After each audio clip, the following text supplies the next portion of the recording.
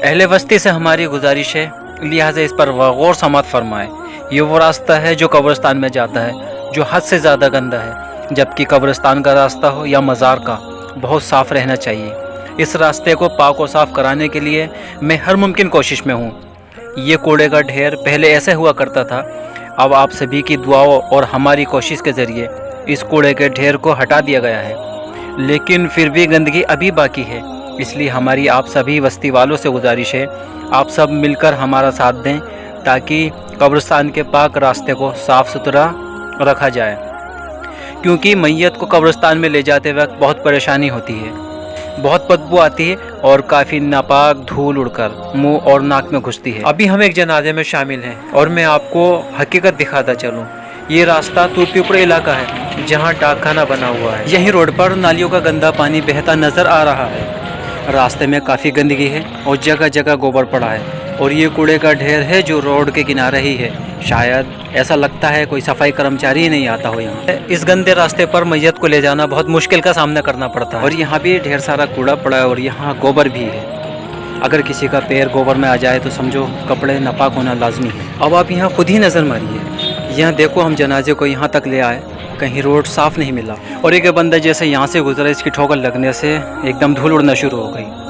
तो इसी तरह जितने भी जनाजे में शामिल थे सभी के कदमों से कहीं ठोकर लगी, कहीं गोबर में पड़ा पैर और धूल इतनी उड़ रही थी कि मैं किसी की तो नहीं कह सकता, लेकिन मैं अपनी बता सकता हूँ, मुझे निकलना बड़ा मुश्किल हो गया। कोई अपने रुमाल से मुँह ढक रहा था तो कोई मुँह पर कोनी लगाकर सांस रोक रहा था। किसी भी तरह से ये रास्ता हमारा पार हो जाए। आप खुद ही बताइए, जब गंदी धूल हमारे कपड़ों पर लग जाए तो क्या हम अपने बिस्तर पर बैठ सकते हैं? बिल्कुल नहीं बैठ सकते। जब कपड़ों पे धूल लगने के बाद हम बिस्तर पर नहीं बैठ सकते तो जो नापाक धूल उड़कर हमारे मुंह नाक में घुसेगी तो हम फातिहा दुरूद पढ़ने में हमें बड़ा अजीब सा लगेगा।